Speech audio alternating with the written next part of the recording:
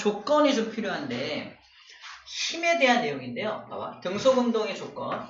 만약에 이 자동차를 뒤에서 계속 누가 밀고 있다고 생각해봐. F는 힘을 의미합니다. 누가 뒤에서 힘을 준다면 점점 빨라져야겠죠? 등속운동이 불가능해요. 맞죠? 또 만약에 누가 앞에서 힘을 준다면 얘는 점점 느려지게 되겠죠? 마찬가지로 등속운동이 불가능합니다. 그렇다면 얘는 앞에서도 힘을 안 가하고 뒤에서도 힘을 가하지 않아야지만 계속 그 운동 상태를 유지할 수가 있겠네요. 다시 말해서 등속운동의 조건이 뭐냐라고 그런다면 얘는 가해지는 힘이 없어야 합니다. 다른 말로 알짜 힘이 0이어야 합니다. 라고 말을 합니다. 힘이 가해지지 않아야 이 운동이 가능해요. 라고 말하는 거야. 우리 격가지에 나와 있기는 해요. 격가지 3번. 오른쪽에 나와 있죠. 3번에 여기 나와 있어요. 힘이 작용하지 않을 때의 운동. 그래서 자, 일정한 속력으로 운동을 하려면은 힘이 전혀 작용하지 않아야만 가능해 라는 뜻이 여기 쭉 적혀 있는 내용입니다. 그럼 과연 어떻게 이 물체한테 우리 일상생활에서 어떤 물체가 팡 출발하면 바닥하고 마찰이 일어날 거 아니야? 그냥 현실 세계라면 마찰 때문에 분명히 그 물체의 운동을 방해하게 됩니다. 그래서 무조건 등속 운동은 절대 안 돼. 내가 공을 굴렸어. 계속 등속으로 가나요? 언젠가 멈추잖아. 그치? 마찰력 때문에 그렇거든? 그래서 현실 세계에서 등속 운동이 가능하려면, 즉 알짜 힘이 0이 되려면 이런 걸 써야 돼요. 에어트랩 같은 거. 에어테이블, 에어트랩. 뭔 소리야? 밑에서 공기를 훅 쏴가지고 물체를 띄워놓는 거야. 마찰이 일어나지 않도록. 그리고 오락실 가면은 왜 이렇게 팅팅 때려서 넣는, 해봤어? 이렇게 팅 때려서 막 넣는 거? 그게 이제 밑에서 바람이 윙 나오면서 동그란 그 플라스틱이 붕 떠 있는 거거든. 그래서 퉁 때려도 계속 가잖아. 그죠? 자, 그게 바로 에어트랩인데 그런 장치를 이용하면 알짜임이 0인 것을 만들 수가 있긴 합니다. 일반적으로는 마찰을 고려해서 에너지를 소모하면서 마찰을 딱 이길 만큼의 힘을 가해서 알짜임을 0을 만드는 방법을 많이 써요. 무슨 말이냐면은 이런 거야. 기차가 레일 위를 이렇게 달려가는 중이야. KTS, 그죠? KTS 알아? KTS. KTX 그러면 공공심의위원회에 걸리니까 KTS를 할게. 나 KTX, X 가는데, 그러니까 200km/h의 속력을 유지하면서 가고 있어. 과연 이게 가능할까요? 가능해요. 200을 유지하는 이유. 분명히 여기서 마찰이 있어, 없어? 마찰이 있겠지. 마찰에 의해서 100N의 힘이 마찰력으로 이쪽 방향으로 작용하고 있다 치자. 점점 느려져야 되는 거 아니야? 근데 얘가 엔진을 이용해서 어떻게 한다? 앞으로 가는 힘을 얼마를 만든다? 100N의 힘을 만들면서 가는 거야. 그러면 앞으로 가려는 힘 100N과 뒤를 얘를 막으려는 힘 100N이 서로 상쇄되어서 결국 알짜 힘은 0이 되는 겁니다. 그래서 200을 유지할 수 있는 거야. 이런 걸 알짜 힘이라 그래. 반대로 얘를 막는 힘을 없앨 수 없다면 그 마찰력을 없앨 수 없다면 그 마찰력만큼의 힘을 엔진의 힘을 이용해서 이렇게 가면 마찰력만큼을 상쇄시킬 수 있으니까 그 속력을 유지할 수가 있는 거야. 그러면 연료가 필요하겠네요. 그죠? 연료가 있어야지만 등속을 유지할 수가 있게 되는 겁니다. 자, 이런 내용까지 정리하고 다음으로 넘어가면 됩니다. 자, 넘어가면요. 이번 주 볼 때 어려운 거 있었나요? 앞에서 질문할 건 없죠? 없죠? 넘어갈게요. 자, 이제 자유낙하 운동입니다. 자, 자유낙하 운동은 요거 그림을 좀 볼게요. 자유낙하 운동. 3번 끝났고요. 4번 얘기를 좀 하는 중이야. 자유낙하 운동은, 자, 이게 자유낙하 운동인데, 훅 떨어뜨리는 거야. 물체를 떨어뜨리는데 조건이 필요해. 어떤 조건? 처음에는 속력이 0. V가 속력이라는 표현이야. 들고 있다가 떨어뜨려야 자유낙하 운동이에요. 이미 떨어지고 있는 물체를 자유낙하 운동을 하지 않고요. 처음에 정지 상태였다가 퉁 떨어뜨리는 것을 자유낙하시킨다라고 표현합니다. 자유낙하 운동은 첫 번째, 처음 속력이 0인 경우를 이제 처음 설정을 해요. 처음 속력이 0이었다가 빨라지는 거 보이나요? 이게 같은 시간에 사진을 땅 찍은 거거든요. 같은 시간 동안에 사진을 빵 찍어서 처음에는 많이 못 갔죠. 그 다음에 1초라고 쳐볼게. 1초 동안에는 많이 못 갔는데 그 다음 1초는 이만큼 갔고요. 그 다음 1초는 이만큼 갔죠. 같은 시간인데 점점 많이 가고 있다는 건 속력이 점점 빨라지고 있다는 겁니다. 완전 신기하게 지구상의 모든 물체는 얼마씩 빨라진다? 1초마다 얼마씩? 9.8m/s씩 빨라집니다. 이건 우리가 암기하고 있어야 될 사항이야.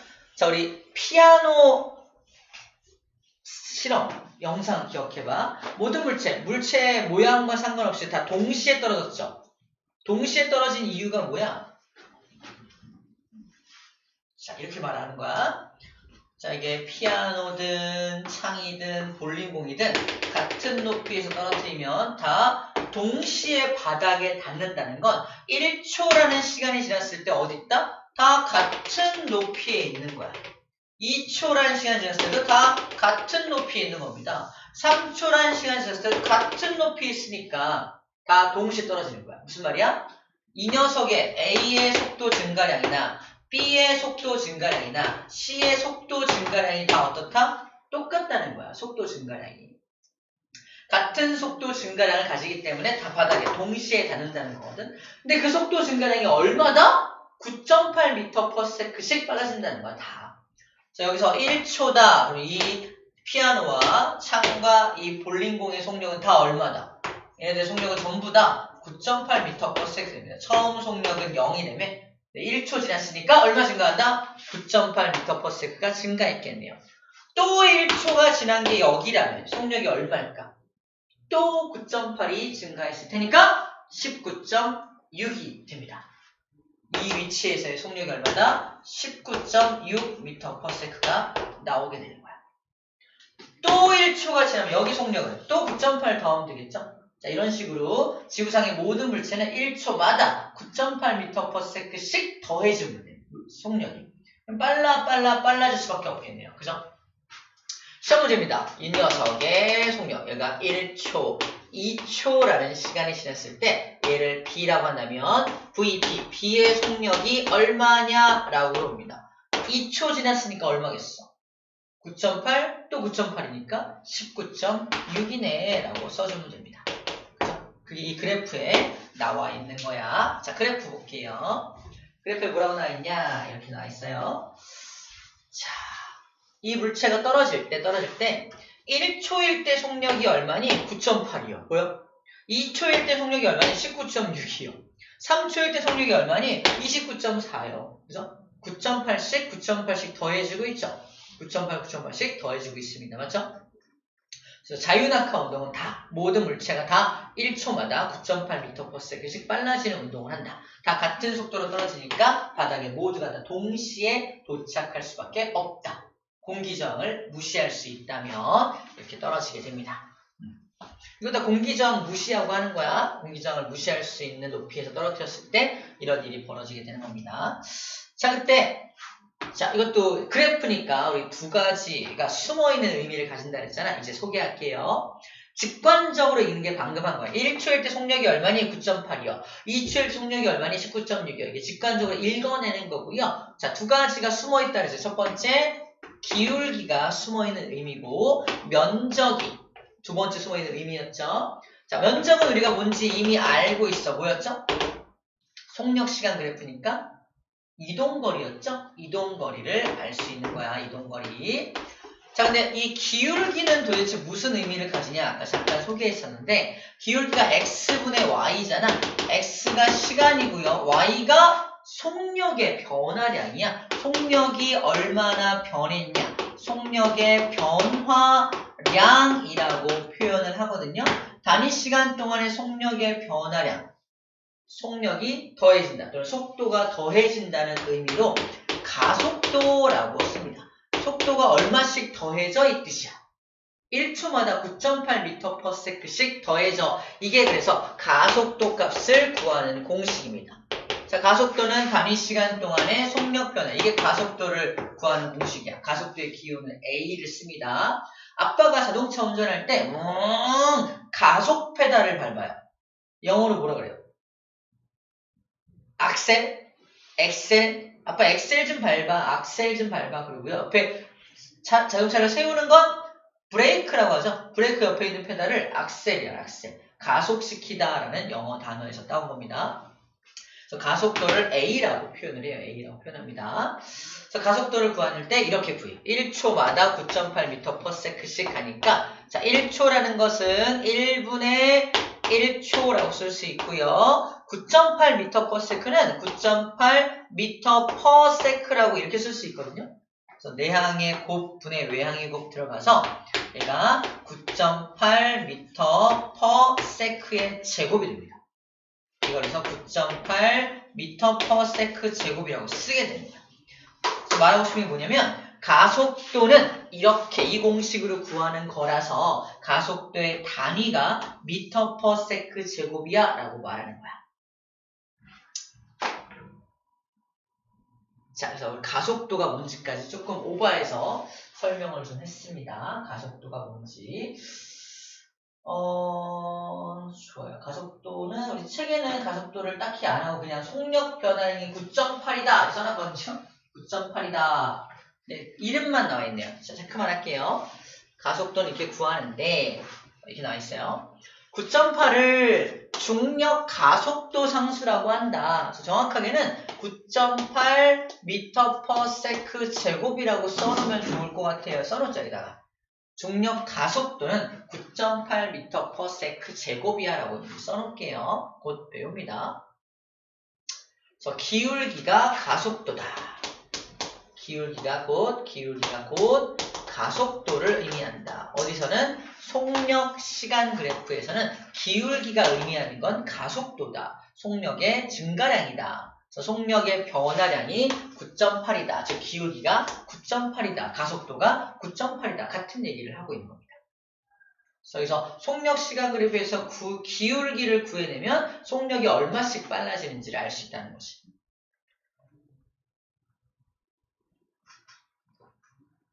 그죠? 매 초마다 이만큼 증가하니까 이렇게 표현할 수 있는 겁니다. 진짜 좀 말은 좀 어렵게 했는데 문제 풀 때는 되게 어렵지 않게 풀릴 거예요. 일단은 지금은 중등 과정이라서 어렵지 않게 나올 겁니다. 자, 그럼 다음 거로 넘어가 봅시다. 자, 그 다음은 질량이 다른 경우입니다. 이거 우리 알고 있어요. 질량이 다른 경우더라도 아까 피아노, 창, 볼링공이 다 동시에 떨어졌잖아. 그 얘기하고 있습니다. 질량이 다른 두 물체를 떨어뜨리면 진공을 설정한 이유는 뭐냐면 공기저항을 무시할 수 있다면 이거야. 공기저항을 무시할 수 있다면 질량이 다 다른 물체더라도 같은 높이에서 떨어뜨린다면 다 바닥에 동시에 떨어뜨리면 당연히 동시에 바닥에 도달한다 라고 써 있습니다. 우리 실험을 통해서 영상을 통해서 이미 확인한 바가 있어요. 근데 공기저항을 무시할 수 있는 높이인 30m까지도 이게 가능하다고 했었죠. 그죠? 30m까지도 가능합니다. 하지만 공기저항을 무시할 수 없는 물체인 경우, 어떤 물체? 깃털 같은 경우는 아무리 얕은, 아무리 조금밖에 안 되는 이런 거리를 하더라도 공기저항을 받게 되니까 얘는 느리게 떨어질 수밖에 없겠죠. 그래서 이거를 그래서 공기저항이 전혀 없는 상황, 어떤 상황? 진공 상황에서 실험을 해봤더니 어때요? 진짜로 동시에 떨어지는 것을 확인할 수 있었던 겁니다. 두 번째로 봤던 영상이죠. 우리가 나사 가서 종기 다 빼고 실험한 거 그걸 여기서 얘기해주고 있는 거야. 그래서 정리하면 이래요. 정리하면 물체에 작용하는 중력의 크기는 물체의 질량에 비례하지만 물체의 속력의 변화는 질량에 관계없이 일정하다. 이게 뭐야? 속력의 변화. 물체가 속력이 변하는 건 질량이 다르더라도 다 똑같이 속력이 변하니까 얼마씩? 9.8m/s씩 변하니까 바닥에 동시에 도달할 수밖에 없다라고 말하는 겁니다.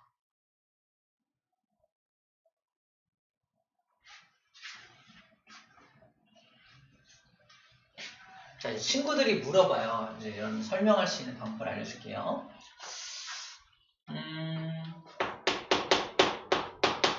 정리해주면 가속도를 구하는 공식이 m분의 f라는 공식으로도 구해요. 우리 방금 배운 가속도 공식은 단위 시간 동안에 속력의 변화량이라는 것으로 구하는 거거든. 그래서 이렇게 구하는 방법도 있지만 가속도를 A는 m분의 F라는 공식으로 구하기도 합니다. 이거 여러분 들어봤을 거예요. F에 대해 정리한 게 뭐냐면 F는 MA야. 이 공식 본 적 있나요? 한 번씩 본 적 있어? 본 것 같아? 처음 보네. 본 적 없는 것 같아요. F는 MA라는 공식은 이렇게 한번 실험해봐. 엄마나 아빠한테 가서 아빠, F는 MA 알아? 알지? 이러실걸? 들어봤지? 이러실 거예요. 저렇게 공부를 이제 조금 하신 분들은 이거는 고등학교 때 또는 중학교 때 계속 잠만 잔 사람도 물리 시간에 잠만 잔 사람도 이 공식은 알아요. 정말 유명한 공식이거든요. 그래서 이거를 한번 실험해봐. 다음 주에 알려줘. 그래서 우리 엄마는 알아들었어요. 아빠 모르던데요? 이런 거 한번 시험해보면 좋을 것 같아요. F는 MA 알아? 이러면 두 분 중에 한 분 정도는 안다고 하시지 않을까? 그래요. 되게 유명한 공식입니다. 그래서 여기서 말하는 이게 좀 어려울 수 있는데 자 일단 들어봐봐. 이 엄청나게 무거운 물체 4m짜리 물체가 있고요. 같은 높이에 m짜리 물체가 있습니다. 자, A라는 물체, B라는 물체를 한다면 두 물체를 공중에서 잡고 있다가 딱 놓으면 바닥에 누가 먼저 떨어진다? 동시에 떨어진다. 동시에 떨어진다는 건 속력의 증가량이 어떻다는 거야? 같다는 거지. 속력의 증가량이 가속도야. 즉 A라는 물체의 가속도와 B라는 물체의 가속도가 같다는 것만 증명해주면 됩니다. 이 말 이해돼요? 그래서 A의 가속도를 구해볼게요. 가속도를 구하는 공식이 m분의 F니까 m은 4m이잖아. 그치? F는 얘를 잡아당기는 힘이 뭐야? 중력이거든? 질량이 많이 나갈수록 중력도 센 거 알아요? 봐봐. 쌤이 질량 이만큼이잖아. 지구가 나를 이 질량을 잡아당기는 힘이 중력이야. 그래서 몸무게가 이렇게 나타나는 거죠. 그래서 질량이 많이 나가는 사람이 있어. 그 사람은 지구가 더 세게 잡아당기니까 몸무게가 더 많이 나가는 겁니다. 그래서 중력은 이 질량에 비례합니다. 우리 기억해야 될 부분인데 중력이라는 힘은 좀 앞서간 게 있어요. 질량에 비례합니다. 곧 배울 내용인데 혹시라도 지금 몰라도 됩니다. 중력은 질량에 비례하니까 질량이 많이 나가는 놈은 걔를 잡아당기는 지구 중력도 세거든요.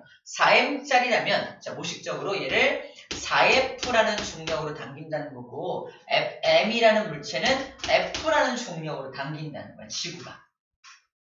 그럼 여기다 대입하는 겁니다. M분의 이 F 대신에 A라는 녀석의 가속도는 4M분의 4F야 라고 해주는 거고요. B라는 물체의 가속도는 얼마야? M분의 F가 되겠죠. 약분되면 결국 둘은 같아지는 겁니다. 그래서 둘의 가속도가 똑같기 때문에 둘은 동시에 도달해 라고 말하는 방법도 있다는 거야.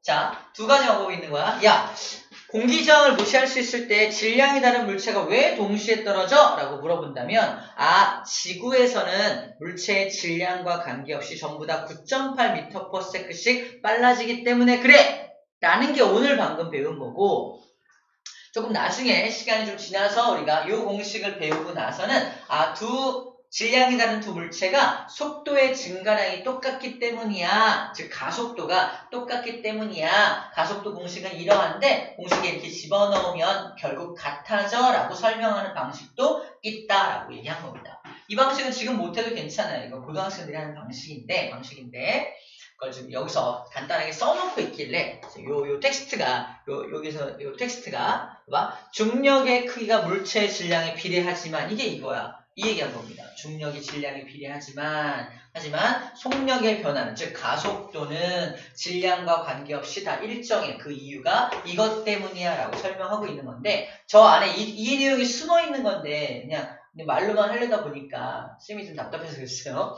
그래서 미리 좀 알려준 건데 너무 어려우면 이건 몰라도 됩니다. 일단은 자 어쨌거나 이런 것들 때문에 모든 물체는 동시에 떨어집니다. 공기저항을 무시할 수 있을 때 그러하다라는 얘기를 하고 있는 거예요.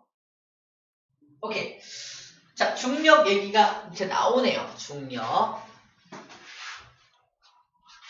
우리 좀 지웁시다. 자, 이거는 이거야. 쌤이 잠깐 그림을 그려줄게. 뭐냐면요. 쌤이 체중계에 올라갑니다. 체중계야. 리리리리 체중계에 올라가죠. 실이 아닙니다. 체중계에 올라가면 바늘이 이렇게 움직일 거 아니야. 그죠? 왜 움직이죠? 지구가 나를 잡아당기는 중력 때문에 나의 무게라는 것이 생겨나는 거야. 무게. 만약에 쌤이 우주 공간에서 중력이 전혀 없는 곳에 둥둥 떠 있어. 밑에다가 이제 체중계를 설치하고 올라가. 그러면 체중계 나타나 안 나타나? 아니, 무중력 공간에서 둥둥 떠 있는 상태에서 발 밑에다가 체중계를 놓는다고 해서 이게 눌려서 안 눌러질 거 아니야. 0km야. 0km. 쌤의 질량이 쌤의 무게가 전혀 안 나간단 말이야. 중력 때문에 쌤 무게가 나가는 거야. 그래서 중력의 크기, 나를 잡아당기는 중력의 크기가 곧 무게다라는 얘기를 하는 겁니다. 나를 잡아당기는 중력의 크기가 곧 무게다. 밑줄자. 자, 나를 잡아당기는 중력의 크기가 곧 물체의 무게입니다. 물체의 무게가 뭐냐? 물체가 왜 무겁다, 가볍다 말하냐? 지구가 그 물체를 세게 잡아당기면 무거운 거고 천천히 세지 않게 잡아당기면 가벼운 거야. 근데 그 물체의 무게를 결정하는 것 곧 질량이라는 거죠. 질량이 많이 나가면 지구가 세게 잡아당겨서 무거워지는 거고요. 질량이 적게 나가면 천천히 잡아당겨서 무게가 많이 안 나가는 거야. 자, 그럼 또 질량은 또 뭔지 잠깐 설명할게요. 질량 우리 알고 있는데 질량 앞에 물자가 생략됐다고 생각하면 좀 간편해요. 물질의 양을 질량이라고 해요. 쌤을 이루고 있는 물질의 양이 이만큼 있어요. 그죠? 배에 많이 모여있죠? 그죠? 물질이 많이 모여있는데 물질의 양은 장소가 바뀐다고 해서 쌤을 이루는 물질의 양이 바뀌지는 않아. 쌤을 이렇게 잡아가지고 달나라에 갖다가 퉁 갖다 놨어. 그렇다고 쌤을 이루는 물질의 양이 변하는 건 아니잖아. 그러므로 질량은 장소에 관계없이 일정한 값이다 라고 옛날에 외웠던 거야. 고유한 값이다. 하지만 무게는 달라. 무게는 행성마다 그 사람을 잡아당기는 힘이 다르잖아. 지구에서는 9.8을 곱해서 구합니다. 질량에다가 9.8을 곱해서 구하고요. 달에 가면은 달은 인력이 좀 약하거든요. 그래서 9.8이 아니라 6분의 1 작은 9.8보다 6분의 1 작은 값으로 나를 잡아당겨. 다시 말해서 쌤의 몸무게를 물어본다. 자, 이제 몸무게. 쌤 몸무게가 얼마예요? 라고 물어본다면 쌤은 뭐라고 대답하냐면 588이야 라고 대답해요. 단위는 뉴턴입니다. 왜? 무게는 어떻게 구한다? 질량에다가 지구에서는 뭘 곱해서 9.8 m/s 중력 가속도 상수를 곱해서 구해요. 여러분들도 한번 구해봐. 자기 질량에다가 우리가 알고 있는 몸무게는 질량이야. 사실 몸무게가 아니야. 질량에다가 9.8을 곱하면 나옵니다. 쌤보다 많이 나가는 사람도 없네요. 그런데 60이 넘어가면 588보다 많아지게 되겠죠. 사실은 쌤 68 정도 돼요. 그죠? 줄인 거야. 600 안 넘으려고. 여러분들은 한 40kg쯤 될 테니까, 그죠? 4, 9, 36 해서 한 380 정도? 말도 안 되셔 하지 마세요, 쌤. 저 40이에요. 사람이에요. 이러고 있는 거야, 지금? 알았어, 50? 알았어요. 친구들에게 물어보면 안 되지. 어떻게 이렇게 해서 자기 몸무게를 환산해 놓고 있어야 돼? 자, 우리가 이과 지망생들이라면 약간 이과충 알아? 이과충? 이과충이 뭐냐면 이과벌레 그래서 이과에 심취해 있는 사람인데 이렇게 이과충이라면 이제 이렇게 대답해야 됩니다. 친구가 가볍게 너 몸무게 얼마야? 있어봐. 아 500 넘었네. 뭐 무슨 500이야? 뭔 소리 하는 거야? 500 뉴턴. 뭐 뉴턴은 뭐야? 이러는 거죠. 네가 알고 싶은 게 뭔데? 아, 나는 몇 킬로그램 그거. 그건 무게가 아니지. 그건 질량이지. 이렇게 말해야죠. 미움받겠죠. 그죠? 미움받아도 이과충이라면 확실히 구별해야 됩니다. 이제. 질량을 무게로 환산하는 법을 지금 배운 거야. 질량과 무게는 분명히 다른 거고 환산하는 방법은 지구에서는 9.8을 곱한다 라는 겁니다. 이거예요. 무게를 구하는 방법은 질량에다가 9.8을 곱해서 구한다 라는 게 나와 있는 겁니다. 그래서 무게를 구하는 방법이 따로 나와 있는 거야. 오케이. 그것까지 알면은 중력의 크기를 구할 수가 있겠네요.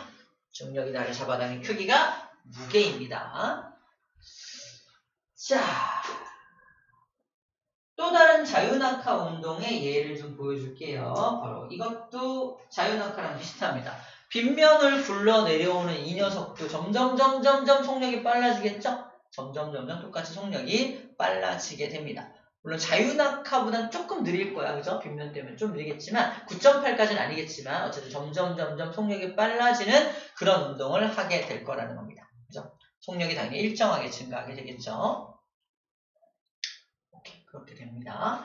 자, 두 번째 이건 우리가 알고 있는 내용입니다. 5kg짜리 물체, 3kg짜리 물체, 0.6kg짜리 물체가 있을 때 같은 높이에서 떨어뜨린다면 이 셋은 다 지면에 언제 도착한다? 같은 시간에 도착하겠죠. 같은 속력을 가질 테니까 셋은 동시에 바닥에 떨어진다는 것을 보여주고 있습니다. 뭐 할 때?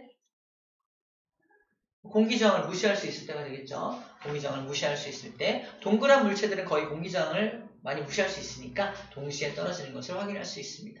오케이, 그렇게 생각해 주면 되겠네요. 알고 있는 내용입니다. 자, 이렇게 점점 속력이 빨라지는 운동도 그래프로 한번 표현해 보자는 거야. 첫 번째 그래프. 자, 시간은 다 동일하죠. X축에. Y축에 뭐가 써있냐를 봐야 돼. 속력이네요. 등속. 속력 일정하네? 등속 운동이네요. 그죠? 등속 운동을 말하는 거고요. 방금 우리가 배운 건 속력이 어떻게? 점점 빨라지죠? 바로 이런 그래프가 그려지게 됩니다. 그래서 우리 이 기울기를 분석하면 뭘 할 수 있다? 가속도도 알 수가 있고요. 자, 아까 안 했는데 여기 잘라가지고 면적을 구해도 숨어있는 의미를 알 수가 있죠. 면적이 의미하는 건 뭐였죠? 우리 배웠네요. 면적 뭐였죠? 이동 거리도 알 수가 있는 거죠. 이동거리와 가속도를 다 알 수 있습니다. 물론 1초일 때 속력이 얼마인지, 2초일 때 속력이 얼마인지, 3초일 때 얼마인지 이것도 보이지만 숨어있는 의미도 다 분석해낼 수 있다는 거예요. 근데 면적 구할 때 당연히 삼각형이니까 2분의 1 해줘야겠죠? 이건 알고 있는 부분입니다. 그리고 처음에 봐봐. 원점을 지난다가 뭐냐면 자유낙하 운동은 처음 속력이 얼마야? 0이었죠? 0부터 출발해야 한다는 얘기야. 0부터 출발해야 한다. 그래야 진정한 자유낙하 운동이라고 부를 수 있다는 겁니다. 가끔 이런 그래프가 나올 때가 있어요. 속력 시간 그래프인데 출발점이 여기서부터 이렇게 출발해. 이건 자유낙하 운동이 아니에요. 그죠? 0부터 출발하는 게 아니니까. 하지만 점점 속력이 빨라지고 있기는 하죠. 얘도 마찬가지로 면적 구하면 이 시간 동안 이동한 거리 구할 수 있고 가속도도 구할 수 있거든. 그죠? 그래프 기울기 구하면. 하지만 이것은 자유낙하 운동은 아닙니다 라고 말해줘야 됩니다. 원점을 지나지 않기 때문이에요. 이해되죠? 자, 여기까지가 4번 자유낙하 운동이고 다중성광 사진은 우리가 금방 또 이해할 수 있습니다. 그러니까 다중성광 사진이 그냥 사진이야. 그냥 플래시를 빵빵 터트리면서 찍은 사진이라서 이름을 다중성광, 여러 번 성광을 비춰서 찍은 사진이다 라는 뜻입니다. 자, 이거는 어떤 걸 갖다 붙인 거냐면 자, 첫 번째 요거 있죠. 이 다중성광 탕 한 번, 두 번, 세 번, 한 번, 두 번, 세 번, 5번 찍은 거죠. 처음에 여기 시작, 한 번, 두 번, 세 번, 네 번, 5번 찍은 거잖아. 5번 사진 찍은 것을 이제 같은 5cm마다 자른 거야. 땅. 자, 5cm마다 잘라가지고 땅 붙여놓은 사진이 요 사진이라고 보면 돼요. 이 사진. 같은 같은 거리만큼 갔으니까 이 사이의 거리가 다 동일하겠죠? 그죠? 동일하겠죠? 이런 그래프가 그려지겠죠. 이렇게 잘라붙일 수 있겠죠. 속력이 일정한 운동을 땅 잘라붙이면 이렇게 잘라붙일 수 있습니다. 하지만 두 번째 자유낙하 운동 같은 경우는 점점 빨라지니까 같은 시간을 잘라 놓으면은 더 이동거리가 점점 많아지는 걸 볼 수 있겠죠? 자, 이 두 그래프를 준 다음에 어떤 녀석이 등속이고 어떤 녀석이 자유낙하냐를 찾는 게 문제야. 너무 쉽죠? 얘가 자유낙하네요. 찾으면 됩니다. 두 번째 문제는 뭐가 나오냐면 당연히 X축은 시간이 들어가. 시간. 같은 시간 잘라놓은 거야. 그러니까 1초, 여기도 1초, 1초, 1초, 1초, 여기도 1초, 1초, 1초입니다. 그죠? 같은 1초인데 더 많이 갔잖아. 그죠? Y축이 의미하는 건 뭘까요? 이게 문제야. Y축엔 뭐라고 써야 될까요? 이겁니다. 이 그래프 안에는 어떤 정보가 들어있냐면 1초마다 몇 미터 이동했는지, 몇 센치 이동했는지가 이 안에 다 들어있니 안 들어있니? 들어있죠. 시간에 대한 정보도 들어있고요. 거리에 대한 정보도 이 그래프 안에 다 들어있습니다. 그러므로 뭘 알 수 있다? 속력을 알 수 있는 거야. 그래서 Y축에 의미하는 건 뭐다? 이건 속력이라고 써줍니다. 속력. 다중성강 사진을 붙여놓은 이 그래프의 Y축이 의미하는 게 뭐냐? 이게 문제야. 속력입니다. 속력입니다. 뭔 소리야? 왜 속력이야? 이거 1초마다 내가 이동거리 갖다 붙여놓은 거야. 그러니까 속력이죠. 그죠? 이 안에는 시간에 대한 정보와 이동거리 정보를 저한테 다 주셨으니까 속력을 알 수 있지 않습니까? 라고 해주면 됩니다. 또는 이걸 그래프를 이렇게 그리면 기울기가 뭐였죠? 기울기가 가속도죠? 속도가 증가량이었어. 속력 시간 그래프에서 속도가 얼마씩 증가하는지도 알 수 있기 때문에 이건 Y축은 속력이라고 써야 됩니다. 이렇게 속력 그래프라는 걸 알고 있어야 하는 거예요. 자, 밑에 나와 있습니다. 체크만 할게요. 우리 쌤이 말한 게 바로 이런 내용이에요. 자, 두 그래프에서 시험 문제 나온다는 얘기입니다. 다중성강 사진을 잘라 붙인 그래프는 무슨 그래프다? 시간 속력 그래프와 같다. Y축이 속력이다라는 걸 말해주고 있는 겁니다. 속력이야. 그 얘기야. 이동거리 아니야? 아니라고. 속력이라고. 이렇게 읽어. 싸우는 거죠. 다 했습니다. 103쪽에 문제 마무리해 볼게요.